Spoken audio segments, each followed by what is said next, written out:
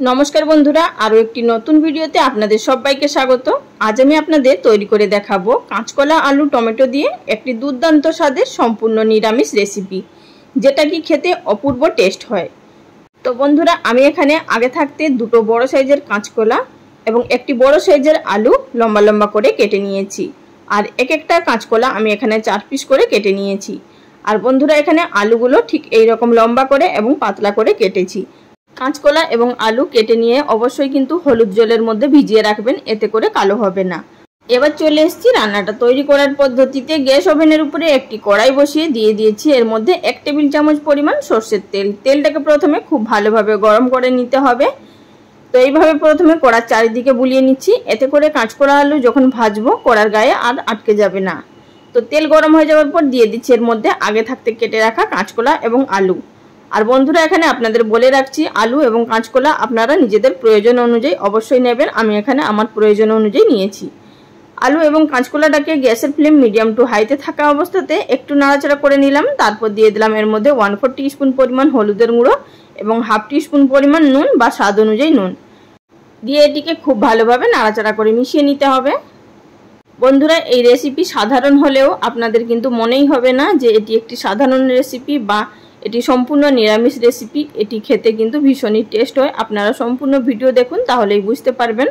এবার এটিকে ঢাকা দিয়ে আমাদের ভেজে নিতে হবে প্রায় 5 থেকে 6 মিনিট মতো। তো বন্ধুরা এখানে আমি লো ফ্লেমে 5 থেকে 6 মিনিট মতো ভেজে নিয়েছি। তো দেখতেই পাচ্ছেন এখানে খুব ভালোভাবে লাল লাল করে ভেজে নেওয়া হয়ে গেছে আর আলুটাও কিন্তু প্রায় সেদ্ধ হয়ে আসছে, যেহেতু এখানে পাতলা পাতলা করে কাটা হয়েছিল। আর কাঁচকলা তো খুব বেশি সময় লাগেও না সেদ্ধ হতে। आलू काँचकला भेजे तुले नेওয়ার পর সেই একই কড়াইয়ের মধ্যে দিয়ে দিলাম আরো 1 টেবিল চামচ পরিমাণ তেল। তেল গরম হয়ে যাওয়ার পর দিয়ে দিলাম 1/2 টিস্পুন পরিমাণ গোটা জিরে, একটি শুকনো লঙ্কা, আপনারা চাইলে এখানে তেজপাতাও দিতে পারেন। এবার দিয়ে দিলাম এর মধ্যে 1/2 টিস্পুন পরিমাণ হলুদের গুঁড়ো। আর হলুদটা তেলের মধ্যেই ব্যবহার করলাম, এতে করে আদা জিরে বাটা দিলে আর তেল ছিটকে আসবে না। তো এবার আমি এর মধ্যে দিয়ে দিলাম 1 টেবিল চামচ পরিমাণ আদা এবং জিরে বাটা। এর মধ্যে আছে 1/2 টিস্পুন পরিমাণ গোটা জিরে আর আছে এখানে 1/2 টিস্পুন পরিমাণ আদা। তো এই দুটো উপকরণকে আমি শিলে বেটে নিয়েছি। এবার এটিকে হালকা হাতে নাড়াচাড়া করে ভেজে নেব, মানে গ্যাসের ফ্লেম লোতে থাকা অবস্থাতেই। তারই মাঝখানে আমি দিয়ে দিলাম এর মধ্যে 1/4 টিস্পুন পরিমাণ হিং। হিংটা অবশ্যই দেবেন, এতে করে খুবই টেস্ট হবে এই রান্নার। আদা এবং জিরে ভেজে নেওয়ার পর এবার আমি এর মধ্যে দিয়ে দিচ্ছি একটি বড় সাইজের টমেটো। টমেটোটাকে আমি এখানে গ্রেট করে নিয়েছি। অবশ্যই এখানে গ্রেট করে ব্যবহার করবেন বা পিউরি করে, এতে করে রান্নার টেস্ট খুবই ভালো হবে এবং গ্রেভিটা খুবই স্মুথ হবে। দিলাম এর মধ্যে ঝালের জন্য 1/2 টিস্পুন পরিমাণ লঙ্কা গুঁড়ো আর কাশ্মীরি লঙ্কা দিলাম 1/4 টিস্পুন কালারের জন্য। এটি কিন্তু সম্পূর্ণ অপশনাল। এখন এর মধ্যে সামান্য পরিমাণ জল দিয়ে নাড়াচাড়া করে মিশিয়ে নেব এবং ভালোভাবে কষিয়ে নেব।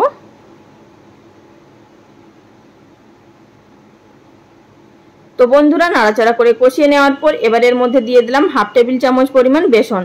বেসনটা অবশ্যই এড করবেন এবং এই মশলার সঙ্গে ভেজে নেবেন, খেতে অপূর্ব টেস্ট হবে।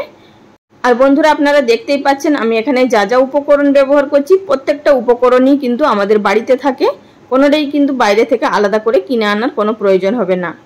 নাড়াচাড়া করে মিশিয়ে নেওয়ার পর এর মধ্যে সামান্য পরিমাণ জল দিয়ে দিলাম, যেহেতু বেসন শুকনো হয়ে গেলে তলার দিকে লেগে যাবে। তো এইভাবে জলটা দিয়ে হালকা হাতে নাড়াচাড়া করে নিলাম। এবার গ্যাসের ফ্লেম একেবারে লোতে থাকা অবস্থাতেই এটিকে ঢাকা দিয়ে আমাদের রান্না করে নিতে হবে প্রায় 3 থেকে 4 মিনিট মতো।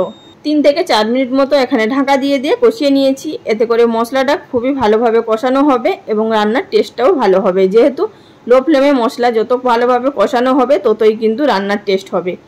আর বন্ধুরা এখানে গ্রেভিটা দেখেই বুঝতে পারছেন গ্রেভি থেকে তেল ছেড়ে দিয়েছে। এই পর্যায়ে আমরা এটিকে একটু নাড়াচাড়া করে মিশিয়ে নেব এবং গ্যাসের ফ্লেম লোতে থাকা অবস্থাতেই এর মধ্যে এড করে দেব আগে থাকতে ভেজে রাখা কাঁচকলা এবং আলু। কাঁচকলা আলু দিয়ে দেওয়ার পর আবারও এটিকে নাড়াচাড়া করে একটু কষিয়ে নেব মিনিট খানিকের জন্য। খুব বেশিক্ষণ ধরে কষানোর কোনো প্রয়োজন নেই। আর বন্ধুরা ভিডিও চলাকালীন ছোট্ট একটি অনুরোধ, যদি আমার চ্যানেলে কেউ নতুন দর্শক বন্ধু হয়ে থাকেন আর ভিডিওটি দেখার পর যদি আপনাদের ভালো লাগে চ্যানেলটি সাবস্ক্রাইব করে নেওয়ার অনুরোধ রইল। পাশে থাকা বেল বাটনটি অবশ্যই প্রেস করে রাখবেন, এতে করে আমার পরবর্তী ভিডিও নোটিফিকেশন সবার আগে পেয়ে যাবেন। আর যারা অলরেডি সাবস্ক্রাইব করে ফেলেছেন তাদেরকে অসংখ্য ধন্যবাদ। তো বন্ধুরা এখানে কষিয়ে নেওয়ার পর এর মধ্যে দিয়ে দিলাম 1 কাপ পরিমাণ জল। জলটা দিয়ে ভালোভাবে নাড়াচাড়া করে মিশিয়ে নেব। নাড়াচাড়া করে মিশিয়ে নেওয়ার পর এবারে এটিকেও কিন্তু লো ফ্লেমে থাকা অবস্থাতে মিনিট 2-এর জন্য ঢাকা দিয়ে রান্নাটা করে নেব। যেটুকু কাঁচকলা এবং আলু সেদ্ধ হতে বাকি থাকবে সেটি কিন্তু সিদ্ধ হয়ে যাবে। আর বন্ধুরা, আমি এই রান্নার মধ্যে গ্রেভি একদমই ঝোল রাখবো না, মাখা মাখা রাখবো। আপনারা যদি ঝোল পছন্দ করেন অবশ্যই কিন্তু জলের পরিমাণটা বাড়িয়ে দিতে পারেন। আর এখানে অবশ্যই কিন্তু গরম জল ব্যবহার করবেন, এতে করে রান্নার টেস্ট খুবই ভালো হবে। তো আমি এখানে 2 মিনিট মতো রান্না করে নেওয়ার পর ঢাকা দিয়ে এর মধ্যে দিয়ে দিলাম 1/4 টিস্পুন পরিমাণ গরম মশলার গুঁড়ো, আর দিয়ে দিচ্ছি এর মধ্যে 1 টিস্পুন পরিমাণ ঘি। অবশ্যই কিন্তু এখানে ঘিটা ব্যবহার করবেন, এতে করে খেতে বেশি টেস্ট হবে। আবার এই দুটো উপকরণ দিয়ে দেওয়ার পর ভালোভাবে নাড়াচাড়া করে মিশিয়ে নেব।